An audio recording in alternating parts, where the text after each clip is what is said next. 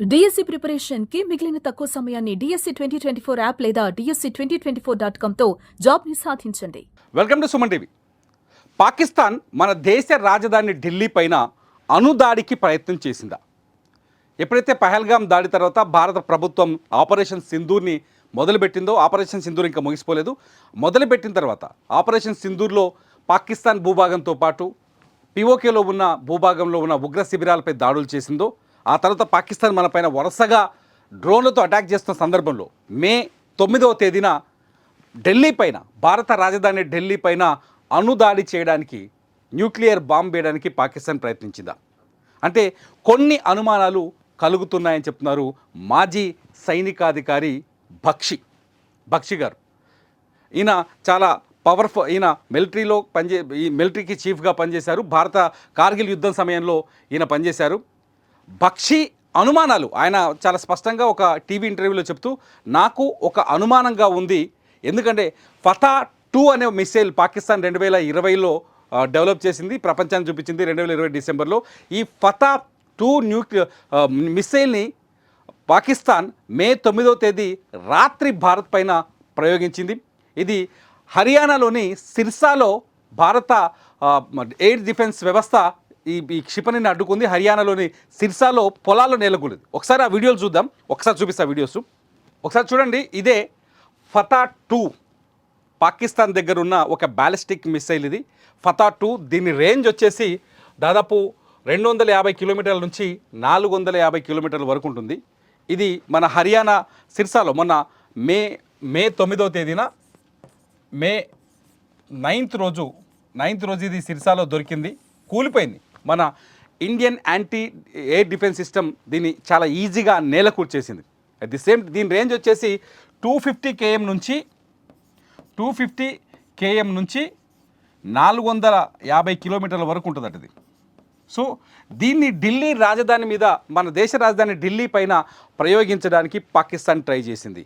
ఈ మిసైల్ని మన S-400 చాలా ధీటుగా కొట్టి నేలపడేసింది. అయితే ఈ మిసైల్ ప్రయోగం వెనుక పాకిస్తాన్ కుట్ర ఏంటి అంటే, ఢిల్లీ పైన అణుబాంబు దాడి చేయాలి, అణుబాంబుతో ఢిల్లీని నాశనం చేయాలని ఒక కుట్ర చేసినట్టుగా కొన్ని పరిశోధనలు ఇప్పుడు బయటపెడుతున్నాయి. ఎందుకంటే ఎప్పుడైతే పాకిస్తాన్లో ఇండియన్ ఆర్మీ మే 7వ తేదీన ఈ ఆపరేషన్ సింధూర్ తర్వాత పాకిస్తాన్ సర్వనాశనం చేసింది. ఆ తర్వాత వలసపెట్టి పాకిస్తాన్లోని 11 నగరాల్లో 9 నగరాల్లో 11 ప్రాంతాల్లో పాకిస్తాన్కి సంబంధించిన ఎయిర్ బేస్లన్నింటినీ లేపేసింది. ఆ విషయాన్ని మన ఇండియన్ ఆర్మీ కూడా మనం చాలా స్పష్టంగా ప్రకటించేసింది. ఇదే సమయంలో ఏదైతే కిరాణా హిల్స్ ఉన్నాయో పాకిస్తాన్లో, ఆ కిరాణా హిల్స్లో ఉన్న ఈ అణుబాంబుల స్థావరాలపైన కూడా ఇండియన్ ఎయిర్ ఫోర్స్ దాడి చేసింది. రావల్పిండిలో కూడా ఇలా అణుబాంబు స్థావరాలపైన ఇండియన్ ఎయిర్ ఫోర్స్ దాడి చేసింది. మొత్తానికి ఎప్పుడైతే ఇండియన్ ఎయిర్ ఫోర్స్ పాకిస్తాన్ అణ్వాయుధాలను టార్గెట్ చేసిందో, అప్పుడే అమెరికా పరిగెత్తుకుంటూ వచ్చి భారత్ని బతిలాడి సీజ్ ఫైర్కి ప్రయత్నించినట్టుగా కొంత చర్చ జరుగుతోంది. ఇదంతా జేడీ వాన్స్ ఎందుకు మోదీకి ఫోన్ చేశారు అనే ప్రశ్నలకి ఇవన్నీ సమాధానాలకి ఇప్పుడు తెలుస్తున్నాయి. మొత్తానికి పాకిస్తాన్ చేసిన కుట్ర ఏ స్థాయిలో ఉందో మనం ఇక్కడ అర్థం చేసుకోవచ్చు. పాకిస్తాన్ ఢిల్లీని ఇప్పుడు కాదు ఎప్పుడైనా టార్గెట్ చేసే అవకాశం ఉండొచ్చు అనే ఒక ఆందోళన ఇక్కడ కనిపిస్తుంది. మొత్తానికి ఆ రోజు గనక మన యాంటీ డిఫెన్స్ వ్యవస్థ బలంగా లేకపోయి ఉంటే ఖచ్చితంగా ఫతా-2 ఢిల్లీ పైన పడేదే. ఆ రోజు హర్యానాలో దాన్ని కుప్పగూల్చకపోతే, మే 9వ తేదీన దీన్ని హర్యానాలో కుప్పగూల్చకపోతే అత్యంత ప్రమాదకరమైన పరిస్థితులు మనం ఎంచుకోవచ్చు. దీనికి సంబంధించిన కొన్ని వీడియోలు చూపిస్తాను. హర్యానా సిర్సా ఏరియాలో పొలాల్లో పడిపోతున్నప్పుడు వీడియో ఉంది మన దగ్గర. అట్లాగే పడ్డ తర్వాత జనం దాన్ని ఎత్తుకొచ్చిన వీడియో ఉంది. ఒకసారి పడిపోతున్నప్పుడు వీడియో చూపిస్తాను. ఇది రాత్రిపూట జరిగిన ప్రయోగం, ఒకసారి చూడొచ్చు మీరు. ఆ రోజు ఫతా ఇండియా పైకి దూసుకొస్తున్న సమయంలో కొందరు వ్యక్తులు మొబైల్లో రికార్డ్ చేశారు.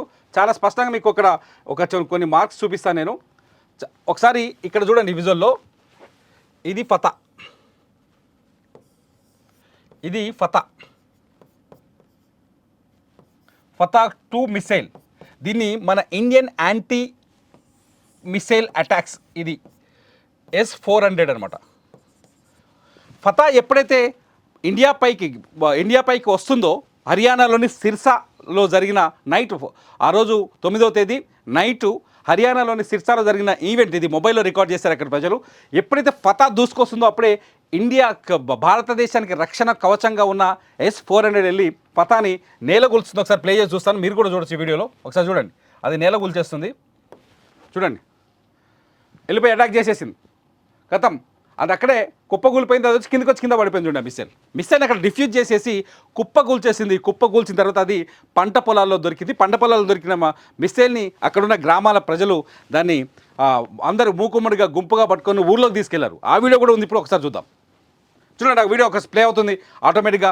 ఇక ఆ పతా కూలిపోయిన తర్వాత దాన్ని ఎట్లా తీసుకెళ్తున్నారు చూడండి, ఎత్తుకొని తీసుకెళ్ళిపోతున్నారు. ఈ మిసైలే మన ఢిల్లీని, భారత రాజధాని ఢిల్లీని టార్గెట్ చేసేందుకు పాకిస్తాన్ వాడింది. పాకిస్తాన్ చేయని కుట్రంట లేదు. ఇక్కడ ఒక విషయాన్ని అర్థం చేసుకోవాలి మనం, ఏంటంటే పాకిస్తాన్ ఎప్పుడైతే ఆపరేషన్ సింధూర్ చేసిందో, ఆపరేషన్ సింధూర్ తర్వాత పాకిస్తాన్ ఎయిర్ బేస్ల పైన దాడి జరిగిందో, ఇప్పుడు దాడి జరగలేదని చెప్తోంది, దొంగ నాటకాలు ఆడుతోంది, విజయోత్సవ ర్యాలీలు చేసుకుంటుంది. కానీ దాడి చేసిందో అప్పుడు పాకిస్తాన్ ఎట్లయినా భారత్ని గట్టిగా కొట్టాలని ప్రయత్నించింది. ఫతా లాంటి మిసైల్స్ని వాడిన తర్వాత కూడా చేతగాక అంతా సర్వనాశనం అయిపోయిన తర్వాత ఆఖరికి అక్కడ ఇప్పుడు అణు రియాక్టర్ దారుణంగా రేడియేషన్ పెరిగిపోయిందంట. ఈజిప్ట్ నుంచి బోరాన్ని తీసుకొచ్చి పోస్తున్నారట. ఎప్పుడైతే అణు రేడియేషన్ ఎక్కువ ఉంటుందో దానిపైన బోరాన్ పోస్తుంది. బోరాన్ అణు రేడియేషన్ని క్యాప్చర్ చేసి లాగేస్తుందట. ఈజిప్ట్ నుంచి ఏదో విమానం వచ్చిందని చెప్పేసి ఇవాళ కూడా వార్తలు వస్తున్నాయి. మొన్న అమెరికా కూడా B-350 అనే విమానాన్ని పట్టుకొని వచ్చి మొత్తం ఆ ఏరియానంతా పరిశోధన చేసిందట. గతంలో ఫుకుషిమా జపాన్లో భూకంపం వచ్చి అక్కడ అణు విద్యుత్ కేంద్రాలు పేలిపోయినాయి కదా, అప్పుడు ఈ ఫుకుషిమా ఏరియాలో కూడా ఈ B-350 వెళ్ళి కొంత సర్వే చేసింది. సేమ్ ఇప్పుడు పాకిస్తాన్లో కూడా కిరాణా పర్వతాల్లో ఈ అమెరికాకి సంబంధించిన B-50 విమానం వెళ్ళి సర్వే చేసింది. అక్కడ రియాక్టర్లు, అక్కడ రేడియేషన్ పెరిగింది, అక్కడ బ్లాస్ట్ అయితే జరిగిందని ఒక క్లారిటీకి వచ్చినట్టు తెలుస్తుంది అమెరికా కూడా. ఇప్పుడు బోరాన్ని ఈజిప్ట్ నుంచి తీసుకొచ్చి దాన్ని పోస్తున్నారట. ఎప్పుడైతే పాకిస్తాన్ని సర్వనాశనం చేసిందో భారత్, అనుకుంటున్నారు యుద్ధం ఎందుకు ఆగింది, ఎందుకు వెనక తగ్గారంటే ఇవన్నీ కారణాలు ఉన్నాయి. పాకిస్తాన్ ఎప్పుడైతే దెబ్బతిన్నదో గట్టిగా, అప్పుడే ప్రపంచంలో ఉన్న మిగతా దేశాలని బతిలాడుకుంది, దయచేసి భారత్ని మా పైన దాడి చేయొద్దని.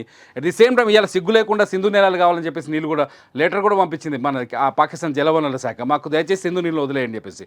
పాకిస్తాన్ ఏం చేస్తుందంటే యుద్ధం వచ్చినప్పుడు మేము వీరులం శూరులం అని చెప్తుంది. మా దగ్గర 170 అణుబాంబులు ఉన్నాయి, మేము భారత్ పైన వేస్తాం, భారత్ని పేల్చేస్తామని డ్రామాలు వేస్తుంది. ఫైనల్గా దెబ్బతిన్న తర్వాత కాళ్ళబేరానికి వస్తుంది. అందితే జుట్టు, లేదంటే కాళ్ళు. ఇది పాకిస్తాన్ ప్రస్తుత పరిస్థితి. మొత్తానికైతే ఢిల్లీని నాశనం చేయాలనుకున్న పాకిస్తాన్ కోరిక నెరవేరలేదు. భారత డిఫెన్స్ రక్షణ వ్యవస్థ మన భారతదేశాన్ని, మన భారత రాజధానిని, ఢిల్లీని సురక్షితంగా కాపాడింది. ఇది వాస్తవానికి యుద్ధం ఎందుకు ఆగింది, ఎందుకు దాడి చేయలేదు, హింస కాదు కదా అన్నిటికీ పరిష్కారాలు.